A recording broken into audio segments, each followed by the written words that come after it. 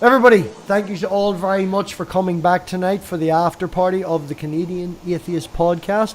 We have been joined by Micheal and Dean as from the interview. We have also been very lucky to get Untangelo. We have got Dave and we have got Rib, R-I-B, Religion is Bullshit.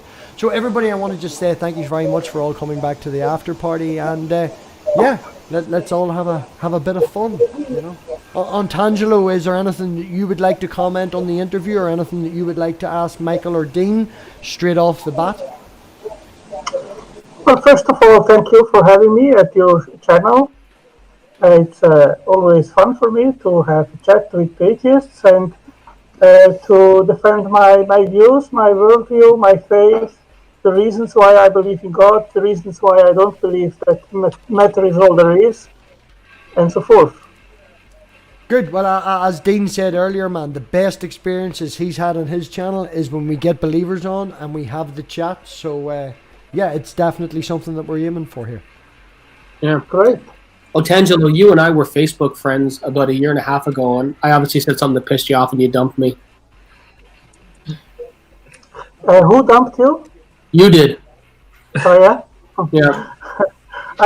I dump atheists every day on the Facebook and block them, because when I see there is no reason to continue a dialogue, so that's what I do.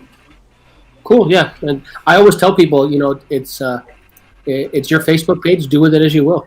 Well, I can agree with Untangelo on that. There is a certain few people in the community that aren't worth my time of day, and whenever they were given the time of day, quite recently, Rib will back me up on this, they just proved to be that they weren't worth communicating with and giving that time of day. So I do appreciate Untangelo coming on. I know that he has a reputation and he's walking into a room full of atheists, but this is the second time that he's been on the channel. So I definitely appreciate people coming back, and I hope that you feel an even platform here on Untangelo. I hope that you don't think that we're going to, bar Micheal, scream and shout at you that much. I might do as well, to be fair. Okay. I might. Depends on what you say. Yeah, I'll stay just about half an hour. 9 o'clock I have an after show from Smokey's interview with Fast Rana, and it will be at my channel, The God Talk. If you guys want, you are welcome to join, and atheists are welcome at my channel as long as they are polite and don't do personal attacks. That's what I really value. I want to debate the facts, not people. That's exactly I think, man, if you look in the description for my open mic nights, don't pick on the person, one people speaks at a time, and I'm the boss because it's my channel. That's all the real rules you need. It's be respectful of each other. Yeah. So on that note, Untangelo, you say that you like to defend why you believe. So why is it that you believe? I believe because all the evidence in the natural world points to a creator as the best explanation of our existence. Interesting. Okay. Can you what points to a creator? Yeah. Basically the same question. What convinced you? Well, first of all, it was not. I was 15. I was a teenager. I'm 36 years a Christian now. And it was actually because I was going through a depression. For more than 6 months, I tried whatever was coming in my mind to solve the problem. I did not find any solution for that depression.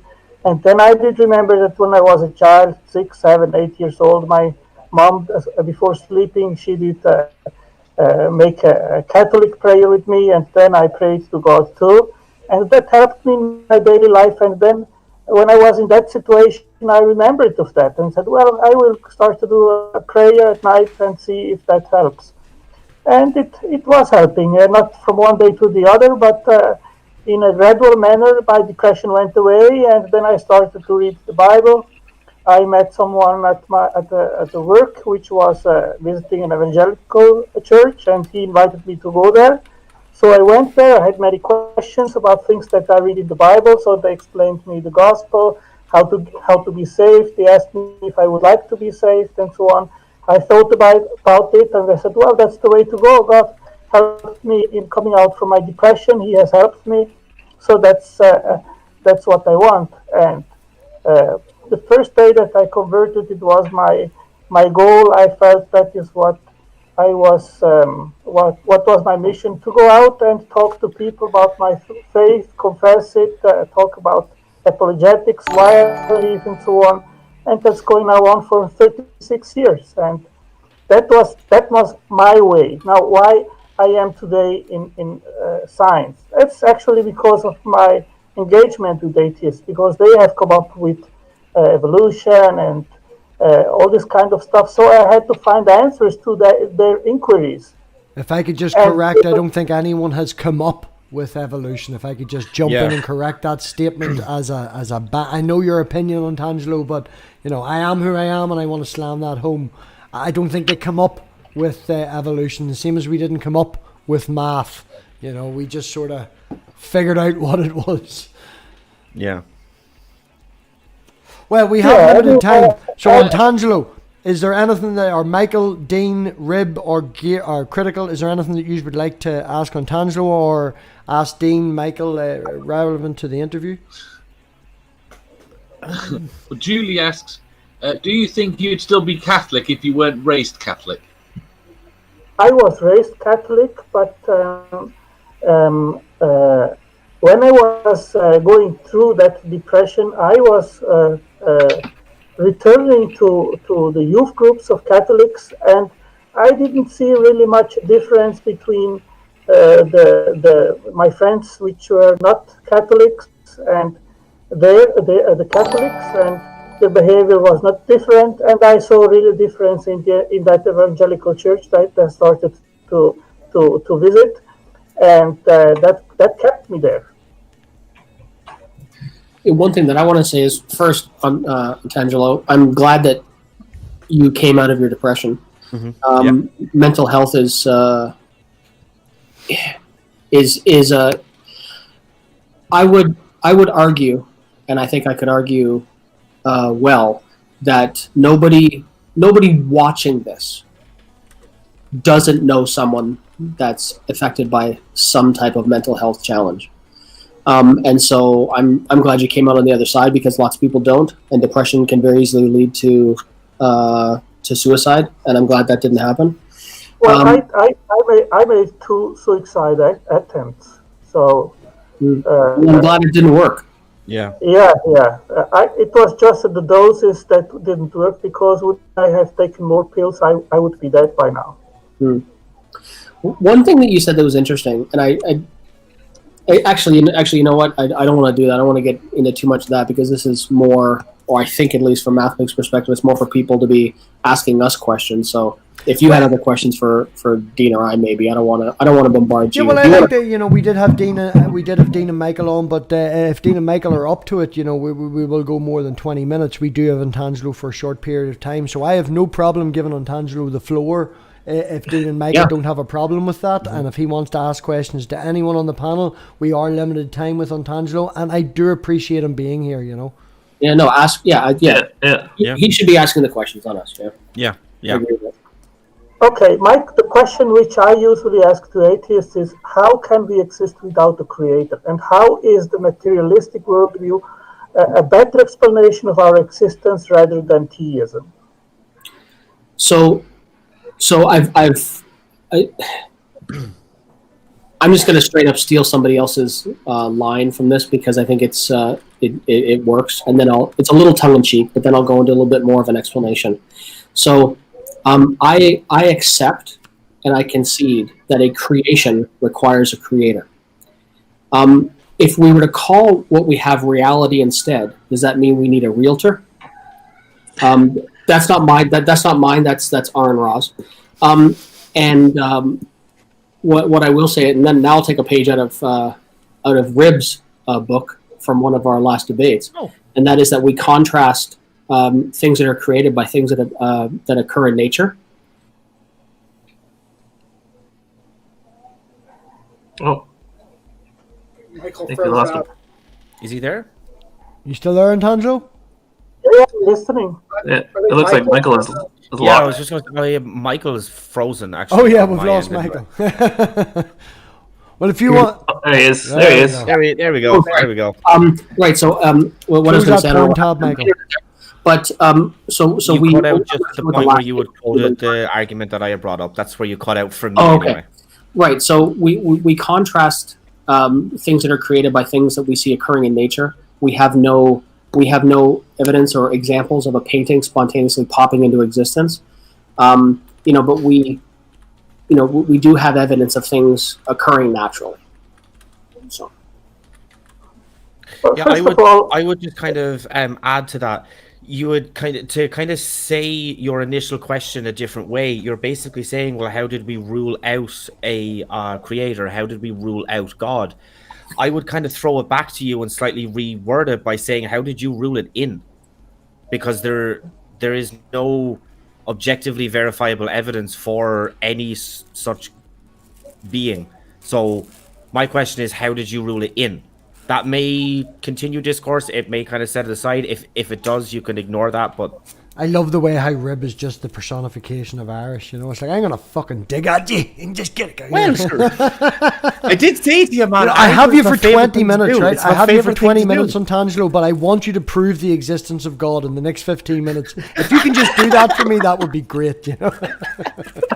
I just want to say, Angelo, in response to your question, was that I'm not saying After Brian, if I can just interrupt, it was Michael then on Tangelo. We didn't get a chance. Rib then on Tangelo. We didn't get a chance. Brian, if you can just keep it short and give on Tangelo a chance. Oh, yeah. Sorry.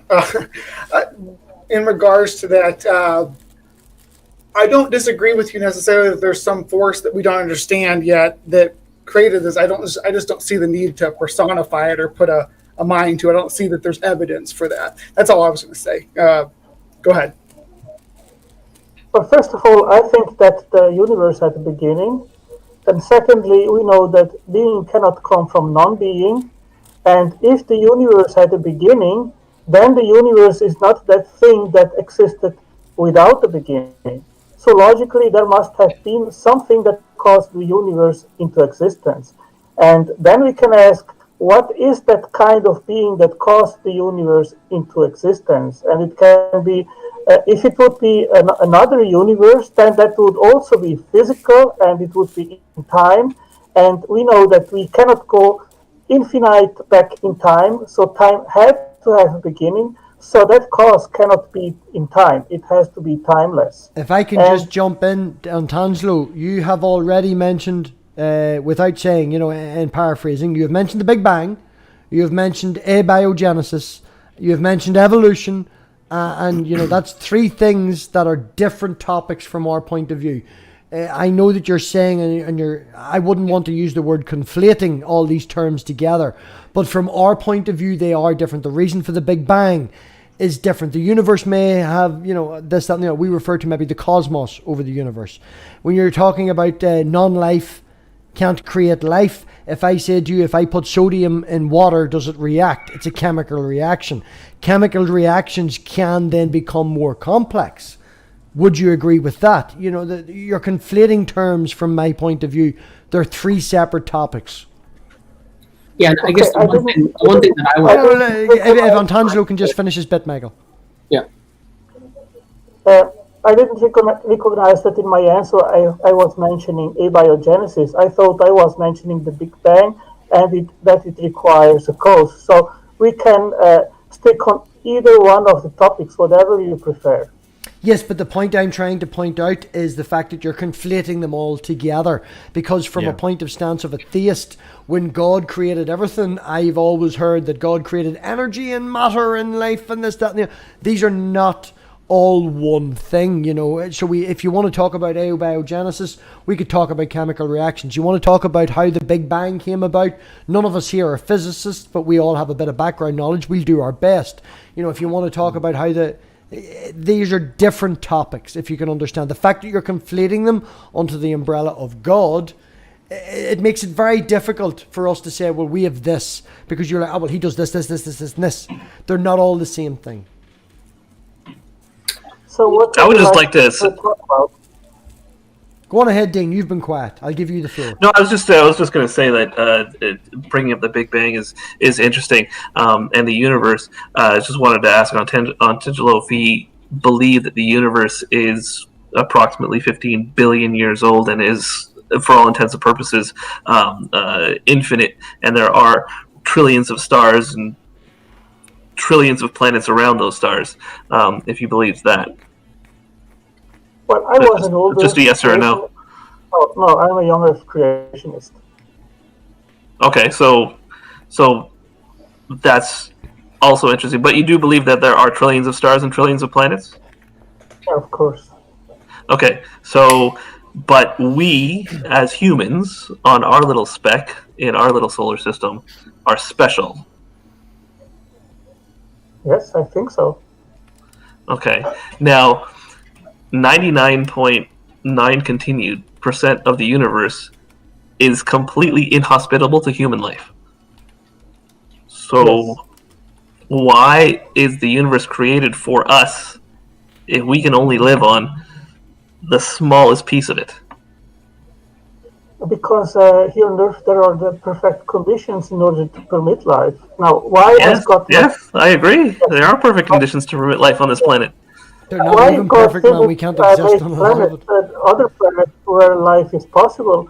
First of all, we don't know if eventually another planet on the universe is life, but the odds are 1 to 10 to the 121th power. There is a science paper on this. So I believe that the Earth is the only spot. Now, there are also reasons why this universe has to have the size it has in order to permit life. I have an article on that too, yeah. What else? Like if you wanted to create something that was hospitable to life, the universe wouldn't really look the way it does. I think the universe is most hospitable to creating black holes. That's what it's great at doing. The fact that there's life on one planet, like a speck of dust on the ocean of the universe, is just chance. Well, the question, Dean, is why is the universe life permitting rather than not? Because the fine-tuned parameters in order to permit life on Earth, there are so many of them, and that of course demands an answer. The fine-tunedness is really the puddle of water looking at the depression that it's in and saying, look how perfect this depression is for me. It fits me exactly. So it had to be fine-tuned to allow me to exist in this puddle because it fits all my dimensions perfectly.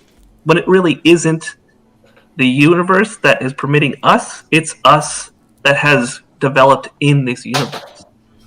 This is a very because it is tuned the way it is, life exists the way it does.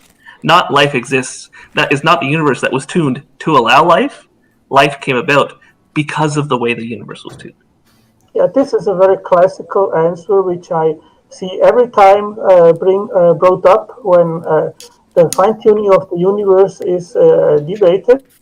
And my answer to that is always, well, the problem always starts at the initial conditions of the universe. If they would not be also finely tuned, like the expansion of the universe, like the forces, the four natural forces, they are also extremely balanced in order to permit matter and stars and the elements, the heavy elements. All that requires fine-tuning. The expansion rate, the cosmological constant is fine-tuned in 1 to the 10 to the 121st power. So if I could point out on Tangelo, though, if I could point out, the chances of life being existent and all that is 1 times 10 to this, that, and the other, and all these different numbers. That's if it never, that's if it hasn't happened. It's already happened, so the chances of it is 1. Now, moving on from that sort of point, I'm not going to say that multiple universes exist, but take into consideration that if these things that you are pointing out were slightly different, we wouldn't exist. Okay, we wouldn't exist. We wouldn't be here to have these questions. So if it's happened 50 times before, And never before did we exist. We haven't existed to think about our existence. The fact that we are here now does not mean that it is a one only chance. It just means that we're here now. It could happen, have happened before, and could happen again, where the laws of physics are different and things, we wouldn't just be here. It's the fact that, I think that's what Dean's trying to point out. The fact that we are here now, in the existence, thinking about it, it's, I think I made my point. Yeah, but it's just saying that, like, the fine tuning, that, like, things are just so for 14.3 billion years there was no life, and then now it's ready for humans. Yeah, and I guess one question that I would ask, sorry, Dean, jumping off the other, is all these things that have happened, right? And they all happen. What I would love to know is how, and it piggybacks a little bit on what on the way Rib said it, but how did you determine? Because if you would talk about cause, you said cause a couple of times, right? And everybody talks about Kalam and stuff like that. And the question that I ask people when they bring this up is, how did you go about determining the cause? Because I accept that there was a cause. How did you determine that cause was not natural? We have three possible explanations of the cause of the universe. And it is a little bit difficult for me just to say it without reading it, but I will try. One possibility would be that the universe was caused by another universe, and that universe by another universe, and so forth. And then we would have an infinite regress, which would never bring you and us to the present moment in time. So infinite regress is not possible. Okay? So the cause cannot be physical. It has to be non-physical. And since it created time, it has to be timeless. And since it created space, it has to be spaceless. And since it provoked a change from a non-physical dimension to a physical cause, then that change can be a mind which does not require pre-existing conditions and could have had a decision to cause the universe into existence. Now, if I could just apply two things to that, because I have promised Rib next, but there's two things in that personally annoy me. You have said that if the universe the cosmos exists and the universe was caused from that and from that and from that and from that, it causes a regress back into time forever. Well, if God was there, who created God? Who created that God? Who created that? It's the same sort of regress. And I pass that over to Rib then. Yeah, my kind of basic question, I love asking this question. You've defined... Yeah, I'm just going to kick him because he's so goddamn fucking happy and smiley looking, isn't he? What was that for? Just because you look too happy. You're not allowed to be that happy in my channel. Sorry, I'll try to be more miserable. Okay. You've defined God as being like timeless, spaceless, matterless. I don't actually think that you use that one, although I'm sure you kind of use that. How did you determine the difference between all of those properties and something that doesn't exist at all? Well, my straight answer to that is, can something come from nothing? Well, that's a good question because we don't really have any examples of nothing. Yeah, we don't have nothing to test. Maybe if there is nothing, something comes from it. Maybe that's a property of nothing. But we have no nothings to compare against. We have no idea what nothing is. Just to make a point, personally, the very first video that I intended to do in this channel was pointing out the difference between philosophical nothing and scientific nothing. They are different. It's the same word. But, what Micheal, being a philosophy major, or having an interest in philosophy, I'll rephrase it, having an interest in philosophy would say is nothing is totally different to what I say is nothing. Yeah, exactly. Scientific nothing, we have no example for. Yeah. The other thing that I would say is, in the form of a question, is, Otangelo, have you read A Universe from Nothing by Lawrence Krauss? Oh, yes. So he talks about it. But his nothing is not absolute nothing. It is In reality, virtual particles, but they require a quantum vacuum. So you have to ask, where did that quantum vacuum come from? So, and again, what he talks about is just what Dean said. We don't have a nothing to compare anything to.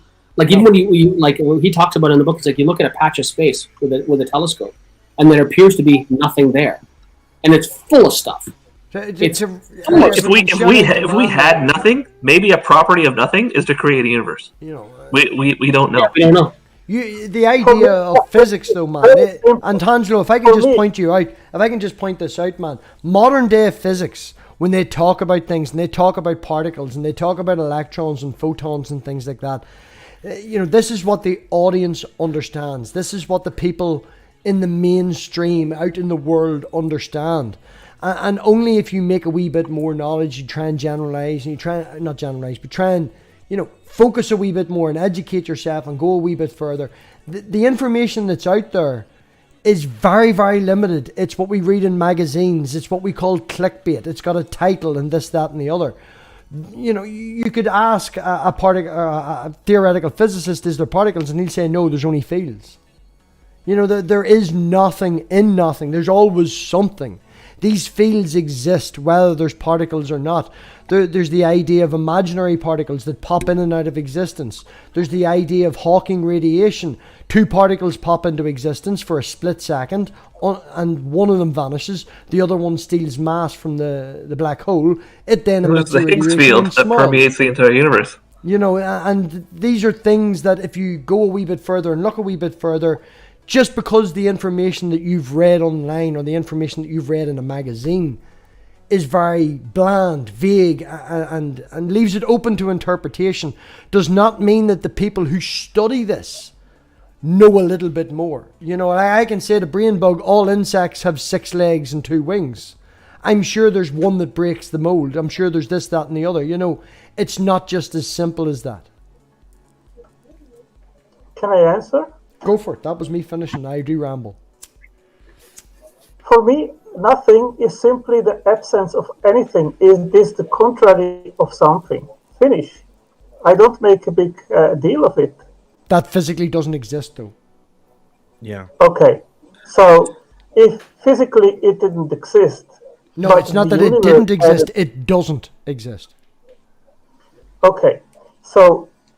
what we can agree on, and that was actually the point that I tried to make, is that from absolutely nothing, nothing comes. Something cannot come from absolutely nothing. Would you guys? That's the argument we were making, is that it might. We don't know, because we don't have an example of nothing. You can't say that. If I can just jump in, what Antangelo was saying, right, is there is a complete absence of absolutely nothing. I think what Antangelo was doing is Antangelo was talking about the philosophical nothing of absolute nothing. The problem with that is he's trying to apply it to the physical world. And in the physical world, we have no example of absolute nothing.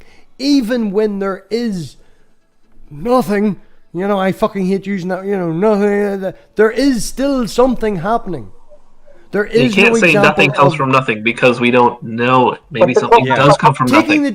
Personally, what I'm trying to put across is taking the definition that Antangelo puts forth of absolute nothing with nothing, there's nothing there. I will agree with him that nothing can come from nothing. I will. Good. I'll agree with that on you. But that doesn't mean that that's the only existent Antangelo. The problem is that the nothing that you're creating doesn't exist. That's not my point. That's not my point. The only point that I tried to make, and I think every one of you agrees on that, is that something cannot come from nothing. And what does that mean? It means that something had to be there always without beginning. And I would call that a necessary cause. Okay, I'm going to say one thing. I'm going to hand it to Brian. I think that this argument is becoming semantical because our definitions of nothing are not overlapping. We're not finding an agreement terms. Brian, I will pass to you. Let me do my best to try to steel man what you're saying here and make sure we don't misrepresent you. I know you're talking a lot of philosophical points here, but when you say nothing, no one's disagreeing that there couldn't be infinite, like MathPig was saying, an infinite number of universes or existences, if you will, stacked atop one another that there was something. It may not be correct to say before Planck time, but there was the existence before the present state of the universe that we are currently in. I got a lag there for a minute. So if you're going to, it sounds like you maybe agree with that because you're saying God existed before the Big Bang, before Planck time began, that he came from the outside. So I'm not sure why we need to personify that force, because once you put it outside of Planck time, before the Big Bang, outside the current state of the universe, laws of physics as we know them, out the window. Everything that we know about the way the properties of matter and energy work, all out the window before that, because we don't have any reason at all to assume what the state of the universe was like before then.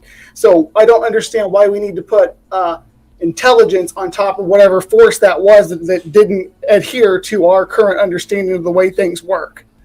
I guess, do you follow what I'm saying? I don't even think you do, Brian, but Untangelo, go on ahead.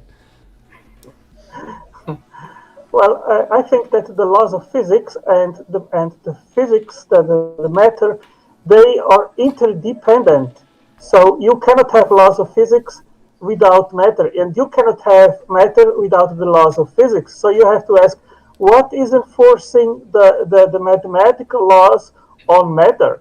And in my understanding and what I believe is that comes from God. Okay, well, just if I can jump in and then I'll pass it to Rib to ask your question. From my understanding as a layman, reading just, papers that have been dumbed down for me and books that have been dumbed down for me, there is antimatter, there is matter, and we still don't know why that imbalance happened and we ended up with more matter than antimatter. So even at the very fundamentalists, man, we may not have even existed. Rib, go on ahead.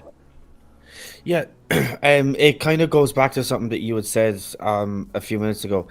You had made the claim that something cannot come from nothing, which is something that I may perhaps accept, given if it could. It's just really good fun to kick Rib, isn't it? Okay, this is my not impressed face. Sorry if I interrupt you. I made a video on the laws of physics. It is in the chat box. I have starting my after show in 14 minutes, and I have to set up the everything. So I have unfortunately have to leave the chat, but there will be other opportunities to come again at your channel, and we can continue our talk. Rib, we will be back on Thursday. Untangelo, we will be back on Thursday. Rib has said that he will be back on Thursday as well. No, I haven't. I said I wouldn't be there. Oh, no, you can't be there this Thursday. Or if you guys after that show would like to join my after show, and then we can continue there. No problem with me. Sounds good. Yeah, cool. Thanks for coming on and sharing your thoughts. Yeah. Yes, thank you, and see you again. Bye-bye. Yeah, cheers. Bye.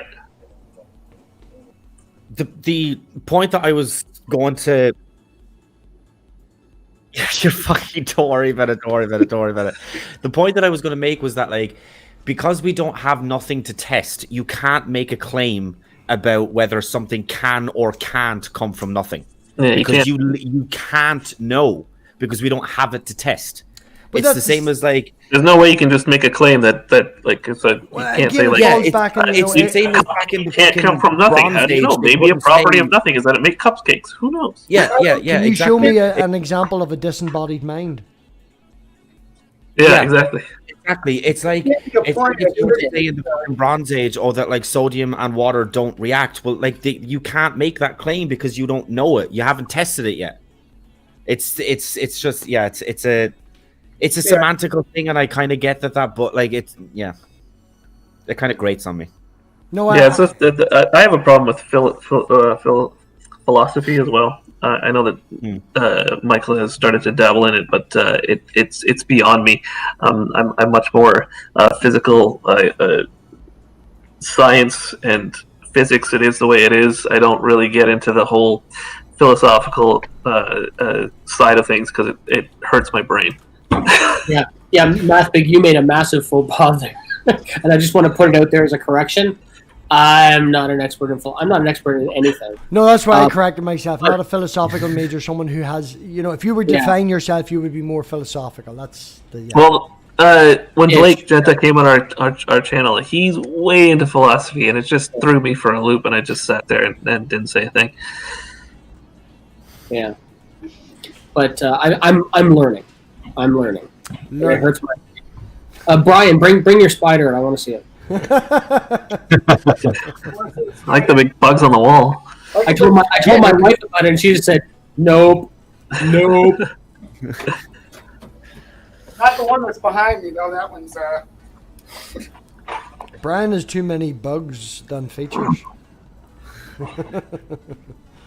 Sal, you have been waiting in the background very patiently, and I do appreciate that, man. Have anything from watching the interview that you would like to ask Dean and Micheal? And to give Sal a shout out, Sal is the one that's created the Pigsty in space and a lot of art for the channel. So an awful lot of love for Sal. I appreciate his patience. No, anytime, man. I doesn't bother me. Pleased to meet you guys. Questions? No, I kind of just recently started getting a hold of you guys. I like what you do, and keep it up. I really kind of stand by your stance. Definitely. Dave, away. Sorry, was that directed at us? Dean and Micheal. Oh wow! Yeah, well, awesome. Well, thanks so much for listening. Yeah. Foul-mouthed Canadian. Well, one extremely foul-mouthed Canadian and his reasonable friend. That's kind of what attracts me. I'm just laughing because that's basically my channel as well. It's basically me as being foul-mouthed. And Micheal, you had met Kevin. Yeah, he's the reasonable one. It's literally it's a complete. Sorry. So what we got to do is we're gonna do a 4-way. We'll have some fun with that. Wouldn't that be classed as an orgy though? Maybe. Sorry, and orgy 6. All I'm thinking about is the fucking South Park pile, and it's just getting out of craziness, and we're all just. I know what you're talking about. Yeah. Well, Micheal, Dean, have you any interviews, anything coming up? What's coming up on the channel? We got the Facebook podcast. Sorry. Yeah, get a fucking channel, man. Get a fucking channel. Yeah, I know. I'm horrible at shit like that. So this Friday we're gonna have T Jump on to talk to him, and the only other person we have coming on schedule as a guest is on Friday the 28th. Aaron Raw is coming back on. Oh, that's all. Sorry, what? You say we've nothing happening, but we're just having Aaron Raw on, Well, okay, How famous are you? I may not be able to get out the door. My head's getting so big. No, I just look at it as people getting, like friends getting together. Aaron is, if anybody listening, if you've had a chance to meet him, he is, he's intimidating when you first look at him. Yeah. I described him in my description as a satanic Klingon. Yeah. Yeah, I'm about 5'9". He is head and shoulders taller than I am. I met him at a CFI conference in Toronto, and I was just like this. but he's a teddy bear. Like he really is. I really screwed up. We had him on the podcast the first time, and I was going to ask him to do a bumper for the show. And, he's in Texas and everything, and he spent the time and everything like that. And then I had to message him back, say, hey, can I bring you back on because I'm a dumbass and forgot to ask you to do this while you were actually here? He was like, yeah, sure, no problem.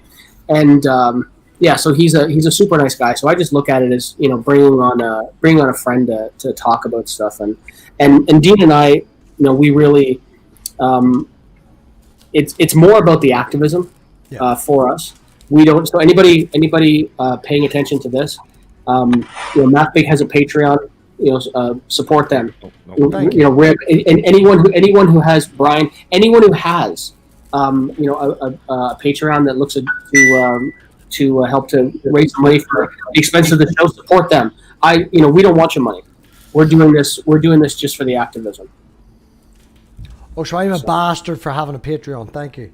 Yeah, appreciate it. Brian has been holding up that spider for the last 5 minutes. I asked him to. Like I know, I know. But Well, it's Dean's just, the he's literally co-host. just been Let holding Dean it. say at least hello before we go to Brian. Come on, yeah. No, I'm saying that we don't have a Patreon, so everybody out there who wants to contribute, please contribute to the rest of the people on this on this page. Yeah, for sure. Yeah. As I pointed out Look at earlier, that thing, we wow. got when I bought my computer, I did spend a wee bit of money, a couple of figures and stuff on the computer. But one thing I did scrimp on was the hard drive, and it's been a year going. And as of last week, I haven't got a SATA cable yet, but I have a new 3 terabyte drive that has come from the Patreons and a few other things for the channel, like a light box that I'm now using tonight. And it really does go towards helping the channel. I really do appreciate all of yous, and he's get preference. He's get to come on to the after parties and shout at fucking, nice people. Yes, and Tangier was lovely. So on that, we will move to Rib. Rib, have you anything coming up or any debates? Debates, actually, I do.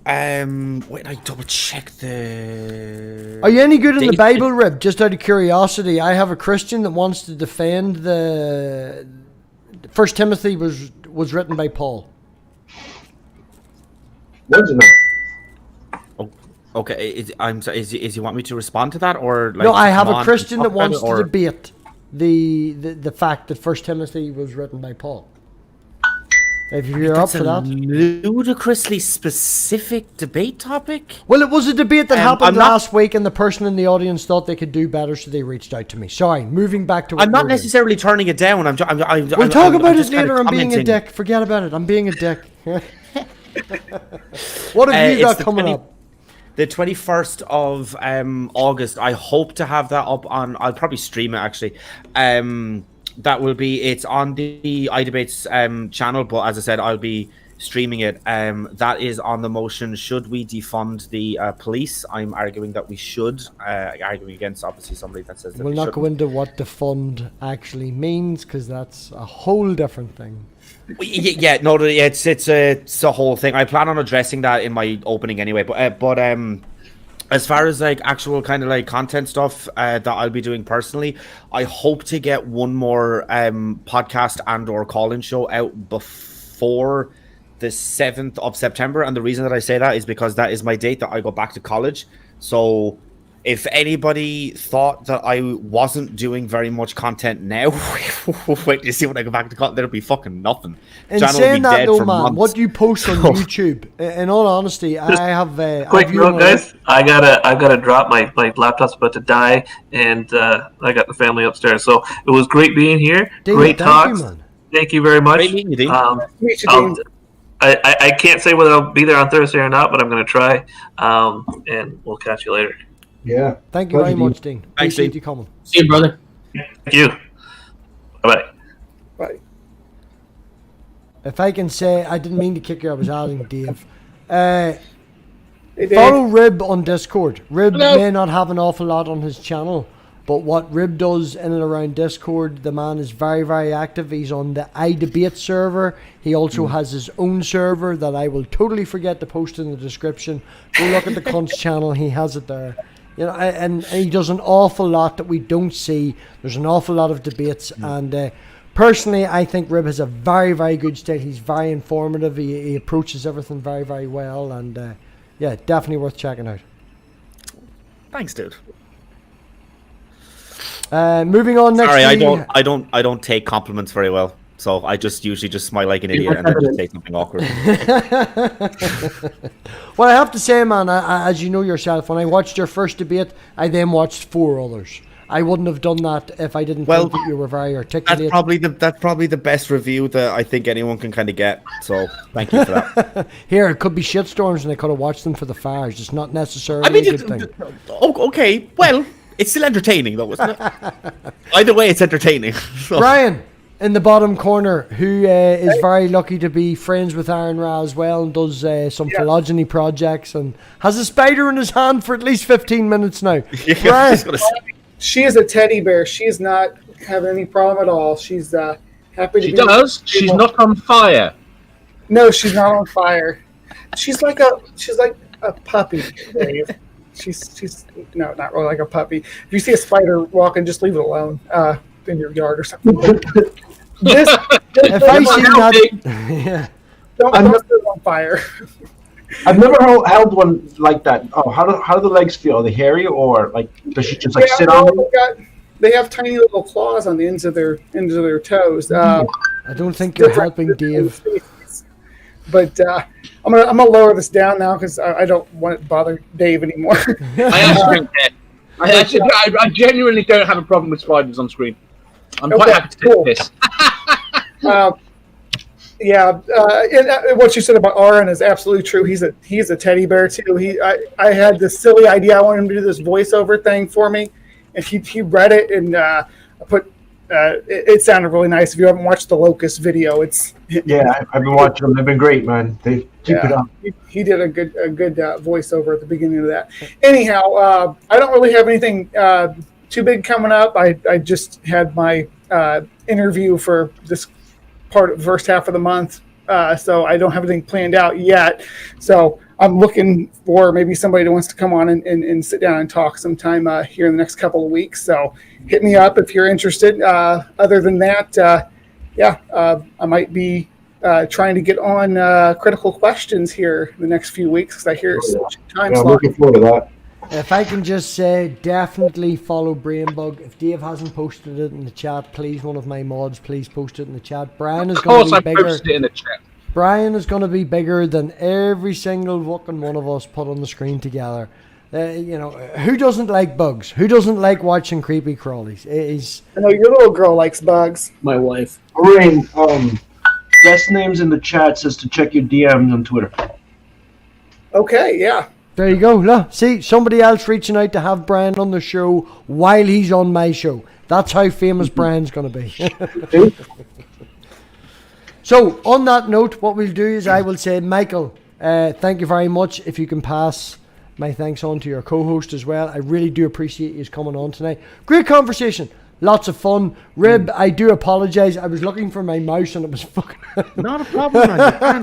Don't worry about it. Don't worry about it. Dave, I'm not even going to give you any time of day because I'm sick of telling you how much I love you. Brian, we already blew enough smoke up your ass. Sal does the artwork for the channel, and if Sal can and will help you, he will. So reach out to that man as well. Yeah. Any artwork you guys need, just reach out to me. I'm working on a couple of projects that keeps you busy, and anytime. At the end of the day, everybody, thank you very much for watching. This would be a complete waste of time if you didn't. The Patreons, massive shout out. Again, you get on screen, you get to shout at people. So, on that note, we are back on Thursday, which is not tomorrow. Well, technically tomorrow, we're after 12.